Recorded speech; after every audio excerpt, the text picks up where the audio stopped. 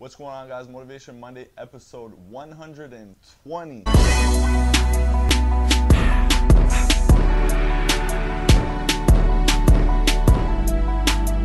And I'm here with my man, Nick Cheadle. What's going on, man? Not much, man. How are you? I'm doing well, bro, and I appreciate you coming on today. Nick, just to let the people know a little bit about yourself, maybe you could give them some background. I know you're out from down under in Australia. Can you give them a little bit about your background in powerlifting? Absolutely. So I own a strength and performance training facility in Sydney, Australia.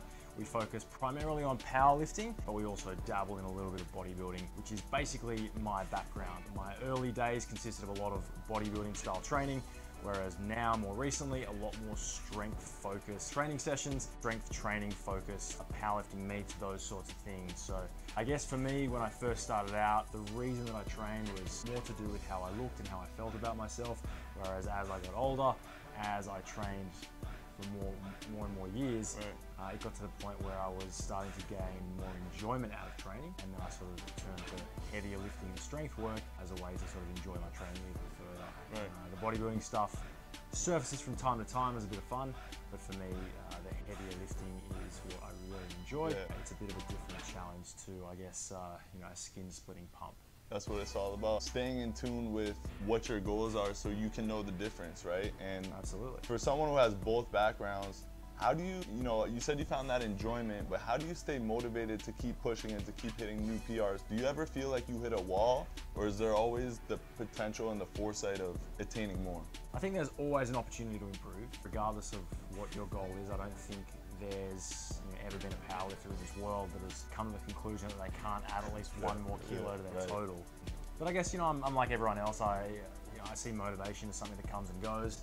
When it comes, I want to make sure that I can take advantage of it, and when maybe it isn't there quite as much, do my best to, I guess, maintain my effort to ensure that when I do get that sort of motivational kick to get back into gear, I haven't regressed or taken any steps backwards. So for me, I like to try and give myself the opportunity to compete in a powerlifting meet every so often, to really sort of solidify a goal or a date, to make sure that I have an end date and an end goal in mind, so that I have something that I'm actively working towards. And then I guess outside of that, every single session can still be seen as a stepping stone to improvement as far as training is concerned, as far as performance is concerned.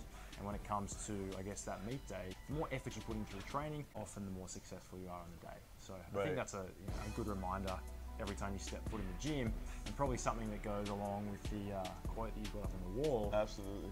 We're not really training just to go through the motions and train. Like, there is typically a high purpose to why we're in the gym. Yeah, you're not here just to be here. We're here to get better. We're here to add value, and we're here to reach new goals, right? Exactly. That's what it's all about. Exactly. I got one more question for you, and I ask everybody that comes on the show, if you could go back and talk to a younger version of yourself, you've attained so much, you've motivated so many people and inspired so many. If you could give yourself some advice, what piece of advice would that be to the younger version of yourself? I think the biggest challenges that I faced when I first started revolved around education, or rather my lack of education when it came to training and nutrition in particular. And I think if I could go back in time, I would tell myself to do more research, do more reading, work with more evidence-based coaches that have done thousands and thousands of hours of research themselves, and work with the people that I now come to know and respect within the fitness industry, and essentially try and minimize the amount of time that I spent guessing. Because I feel like when I look back, there were probably a couple of years at the start there where I thought I was doing what I should be doing. But again, that would change every 6 to 8 weeks, and something else would take over, and maybe this is the answer, or maybe I need to do this, or maybe I should try this and this, and without really understanding the fundamental principles of nutrition or training, and how to do things like build muscle, or lose fat, or build strength. Yeah, I think it's like a three-headed dragon, like you said, when you focus on the elements of nutrition, and then you get into your workloads and everything like that, building a proper program to reach your goals. We don't know what we don't know. Exactly. And I think what you said is super powerful, because there's a lot of people out there that feel like maybe they're alone and this isn't working, and I'm trying this and I'm trying to switch this and that. So I think that's some valuable insight to those out there who are struggling with that, and just to know that, as someone of your stature in the fitness industry, that you don't know everything right away. You got to learn, right? You got to put in the work, and you got to learn from coaches And even the best strength coaches still have coaches too, I feel like. Exactly. So, man, Exactly. that's some valuable information. I appreciate you coming on, bro. Pleasure, man. Thanks a lot. Until next time, a lot of people are sleeping in this world. It's time to wake them up. Motivation Monday, episode 120. Appreciate you, Nick. Thank you, Have me man. on, man. Sick, man.